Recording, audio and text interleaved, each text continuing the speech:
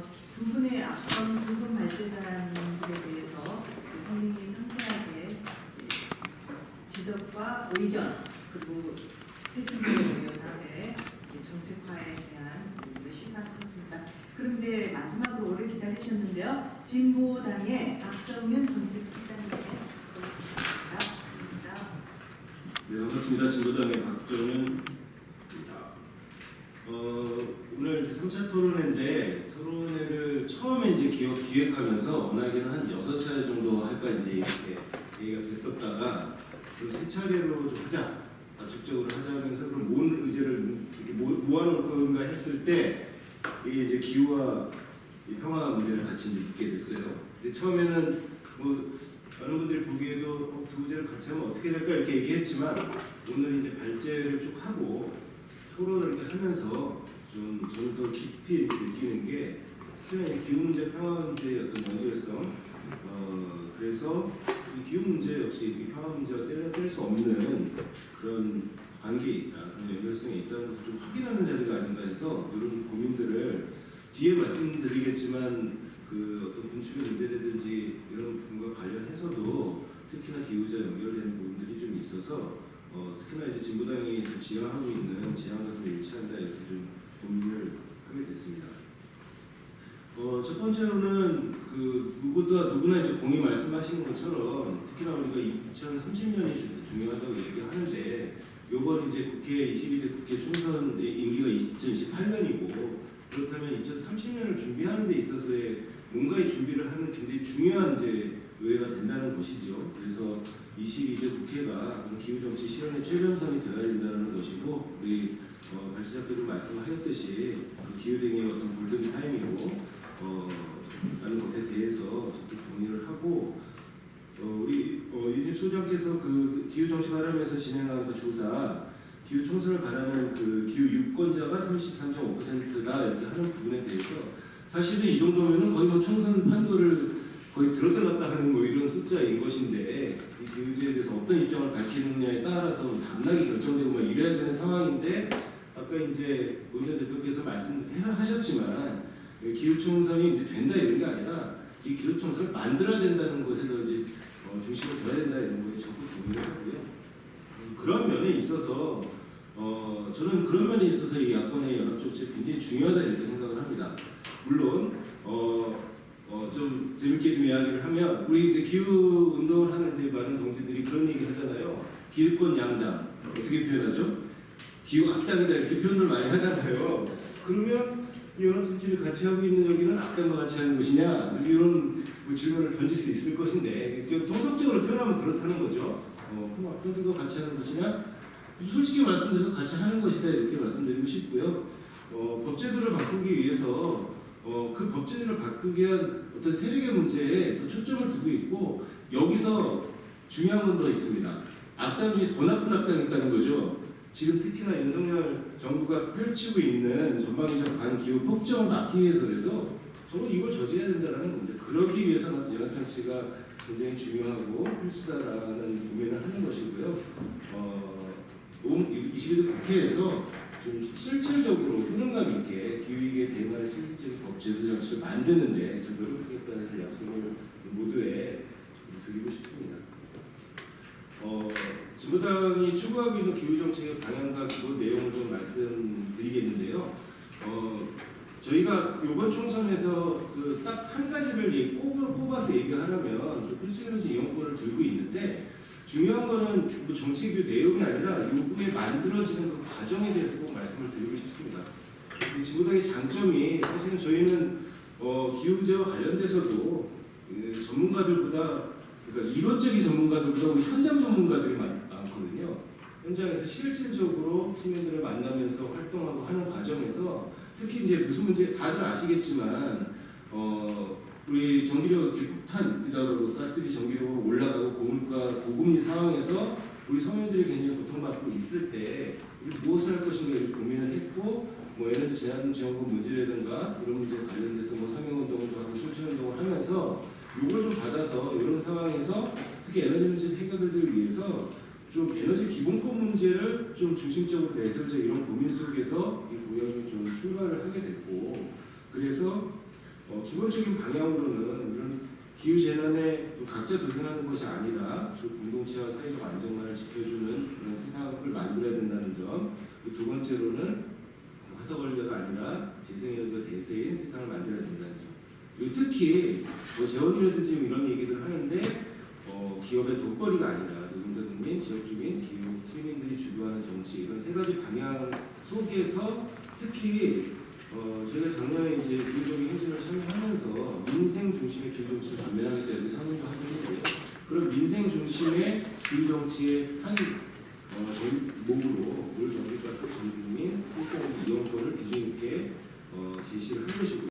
이것을 실현하기 위해서 재생에너지를 현재로는 재생에너지를 사용하고 주택 연료와 효율을 향상하고 이게 기본권이라고 하고 이 필수에너지를 설계할 때 실제로 그 서민들 같은 경우에 주거하는 건 굉장히 안 좋기 때문에 일률적으로 어떤 예를 들면 한 필수 에너지가 250만 kWh 이렇게 했을 때 사실은 그게 동일하게 어떤 그 주거적 환경에 대해서 동일하게 적용될 수 없는 것이기 때문에 이런 부분도 같이 좀 추진을 해야 되고 공공주거를 보장하고 특히나 가장 중요하게는 그 부유층 관련된 요금의 대폭 인하를 통해서 균형 있게 기후와 민생을 동시에 살리는 방향으로 설계를 한다는 것이고요. 추가로 이렇게 말씀드리면 국가 차원의 에너지 재생 에너지로서의 대전환, 발전 공기업의 통합가치 공유화, 그리고 또 하나 이제 굉장히 중요하게 저희가 방금 말씀드린 약간 이제 그 우선교통 관련된 이야기들도 많이 하시고 특히나 이제 선생님께서 무상 시리즈를 얘기함에 있어서 특히나 이쪽 인프라 말씀을 하셨었는데요. 우리가 청소년부터 무상교통을 저희는 이야기를 좀 하고 있습니다. 마을버스부터 단계교통이나 이런 이야기를 기후제 아까 이제 평화 기후 이게 이제 연결성을 말씀드렸었는데요. 사실은 상식적으로 생각해도 굉장히 당연한 이야기이기도 하죠. 전쟁이라는 것이 기후위기의 원인이자 이제 결과이고 기후위기 통해서 어떤 식량위기나 국제적 분쟁이 원인이 되면서 또 전쟁이 일어나기도 하고 또 반대로 또 그 전쟁을 대비하기 위해서 특히나 한반도 같은 경우에는 이 과정에서 굉장히 심한 것이죠. 군기경쟁, 군사훈련, 각종 무기 수입 또는 무기 수출 이런 것들을 통해서 오히려 이런 탄소배출이나 기후위기를 심화시키는 그런 과정이 있고 그리고 예시로서 이야기했지만 미국 국방부의 탄소 배출량이 1,400만 대 승용차 1년에 배출한 온실가스 양 수준이다 이런 이야기들도 있습니다. 그리고 또 한 가지는요, 이건 이제 진단인데 이걸 이제 해결하는 방향에 있어서 좀 상상력을 발휘해보자라는 것입니다. 물론 지금은 어떤 남북관계가 굉장히 악화일로이고 남북 교류라는 것이 굉장히 먼 이야기로 지금 되어버렸지만 기후 대응에 있어서의 상상력을 좀 높이기 위해서 남북 철도 연결을 통해서 공항 개시의 철도 그리고 서해에는 남북 공동으로 풍력 재생에너지 단지를 조성하는 거 이런 것들을 펼쳐볼 수 있는 상상력을 발휘해보자는 것이고요. 기후위기와 노도를 시대에 맞춰서 안보의 개념을 재설정해서 공존과 협력으로 그리고 이 군사 부분 역시도 그 민주적 통제로 전환을 할 필요가 있다. 그리고 민주적 통제 속에서 어떤 군중의 문제나 이런 전환의 문제를 이야기 좀 해야 된다는 것이고요. 그래서 한반도 평화로 군축 그리고 북방 부분의 온실가스 배출을 감축하고 철도 중심의 교통과 물류로 운송시기를 전환하고 공항이 아니라 이런 방향성을 가지고 이 평화가 좀 기후정의다 이런 것들을 함께 좀 만들어가는 그런 노력들을 해보려고 하고 있습니다. 재원이나 이제 이런 얘기를 했었는데요. 저는 이제 어떤 재원 마련을 하기 위해 각 당의 자기들의 이제 적극 동의하는 부분도 있고 깊이 검토해야 될 부분들이 있겠는데 저는 기본적인 한국 사회의 그 국가지정 구조의 좀 재구조화가 굉장히 필요하다 이렇게 좀 말씀드리고 싶어요. 실제로 공공사회 지출의 규모만 하더라도 OECD 평균 한 20% 수준인데 우리는 현재 많이 올라왔죠. 그런데 이제 절반 수준이고 지금 11% 수준인 거고 특히나 이제 군사력 군비 같은 경우에 굉장히 과다 지출을 하고 있는 것이잖아요. 그러니까 오히려 좀 큰 틀에서 이 국가재정 구조를 재구조화하는 과정에서의 어떤 좀 제대로 좀 재원을 쓸 수 있는 구조들을 만드는 게 재원 마련보다 좀 먼저 고민돼야 되는 것이 좀 아닌가라는 생각이 들고요. 우리 정숙 대표 발제된 제 토론문에 있지는 않은데요. 발제하신 몇 가지 문제에 대한 좀 생각을 좀 말씀드리겠습니다. 다른 분들 말씀 안 하셨는데 각 정당의 국가보안법이나 있다고 얘기해달라 이렇게 하셨었는데요. 저는 좀 이제 다른 측면에서 좀 이야기를 하고 싶습니다. 그러니까 이 문제들을 해결하기 위해서 일단은 무엇보다도 과거에 좀 낡은 틀에서 좀 벗어나야 된다는 말씀을 꼭 드리고 싶고, 저는 국가보안법 문제는 굉장히 그 오래 낡은 그런 과거의 잣대로 오늘 규정하는 문제다라고 생각이 들고, 그것보다 특히나 이제 법제도가 갖고 있는 어떤 문제점보다 더 문제는요, 그것을 가지고 그 국가보안법이라는 법 또는 어떤 이제 뭐 종북, 색깔론 이런 것들로 해서 굉장히 낙인을 찍고 왜곡받고 고통받는 이들에 굉장히 주목해야 된다는 말씀을 드리면서 지금 상황이 좀 그래요. 그 민주개혁진보연합이 출범을 하고 뭔가 일을 펼쳐낸 상황에서 특히 진보당이 굉장히 많은 소리를 듣고 있지 않습니까? 공격을 당하고 있는데 저는 좀 이 과정에서 좀 우리의 모습을 좀 진단하고 싶습니다. 그러니까 오늘 뭐 토론 주제하고 좀 다르지만 꼭 드리고 싶은 말씀인데요. 이러다 보니까는 시민들 굉장히 위축되면서 심각한 자기검열을 하게 돼요. 첫 번째로는. 그리고 두 번째로는 이 사람들하고 진짜 같이 해야 돼, 말아야 돼라는 그런 판단을 한다는 거죠.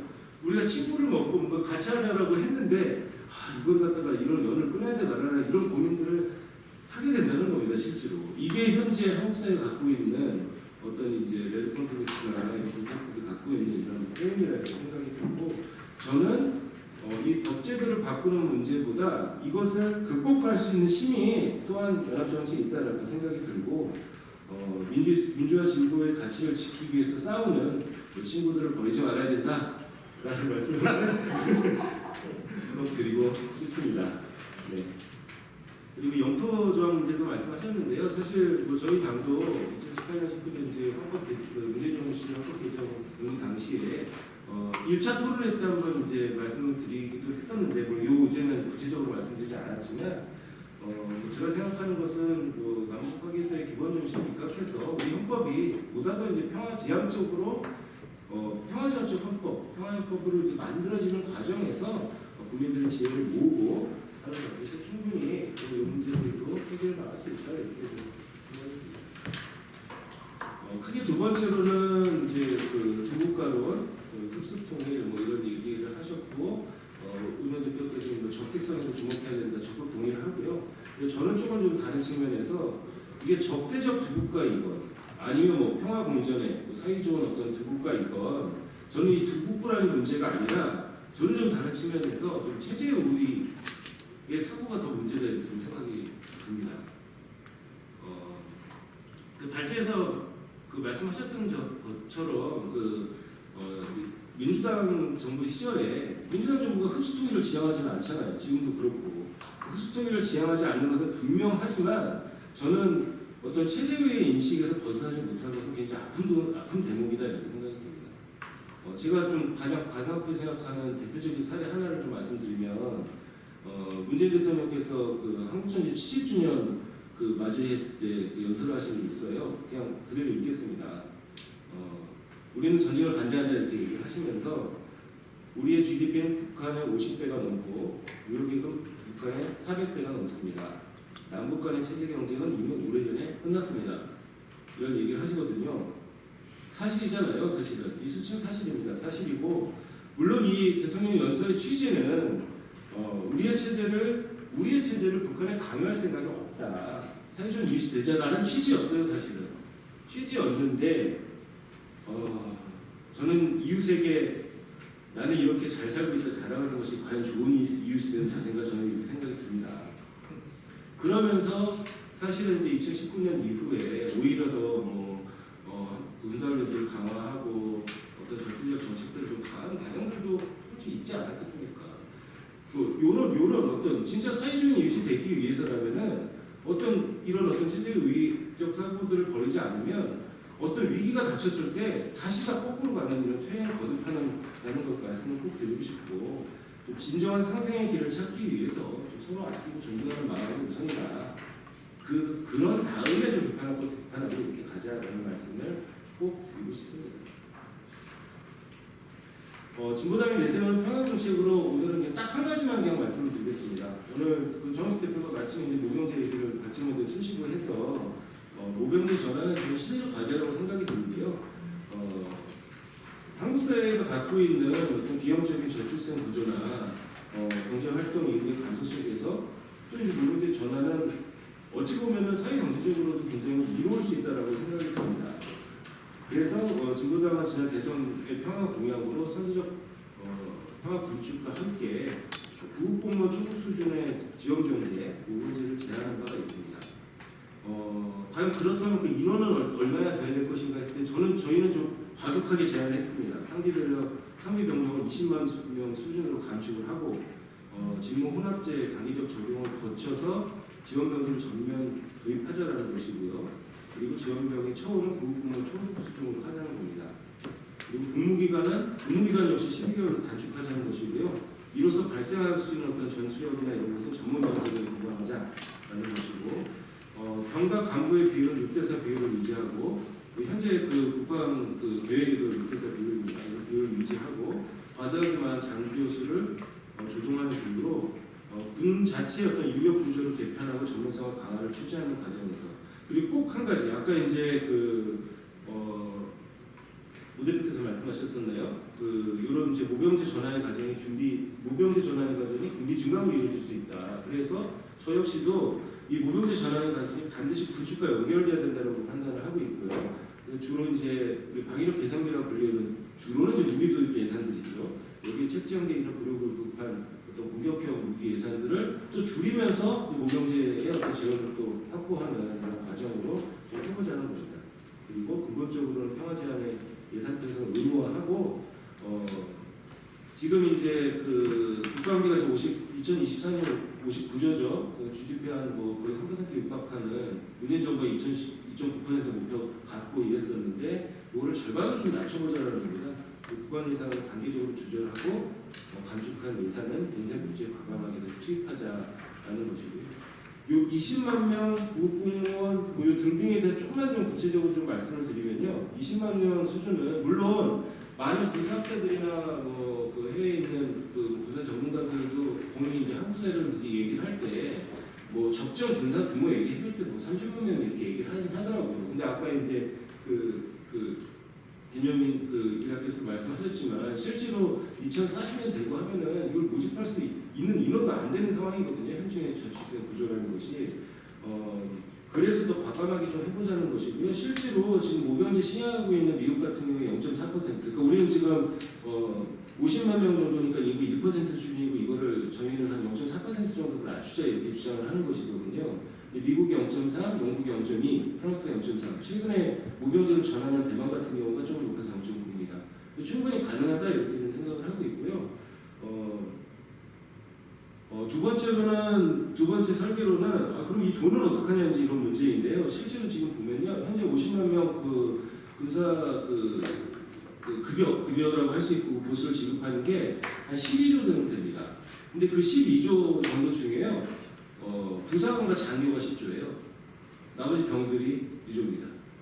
이 구조만 바꿔도 아까 제가 이제 특히나 한국 사회가 간부들, 그러니까 부사관 제도는 저는 좀 늘려야 된다고 봐요. 모병제가 되면 실제로 전문 군사 인력이나 이거는 늘려야 된다고 생각을 하는데 우리나라는 좀 별들이 많고 솔직히 장교들이 많습니다. 요거를 조정하면 이 장교들에게 2020년 제가 갖고 온 2020년인데 인건비가 4조 4천이더라고요. 그 실제 중에 장교들에게만 지급되는 인원은 7만 명인데 이런 구조를 좀 바꾸는 과정에서 저희가 설계를 해봤더니요, 20만 명 줄이면 오히려 지금 12조를 8조를 또 줄일 수도 있더라고요. 오히려 이제 인원을 줄이면서 당연한 것이겠지만 오히려 돈이 더 드는 게 아니라 부사들도 아낄 수 있다 이런 것도 하나 말씀을 드리고 싶습니다.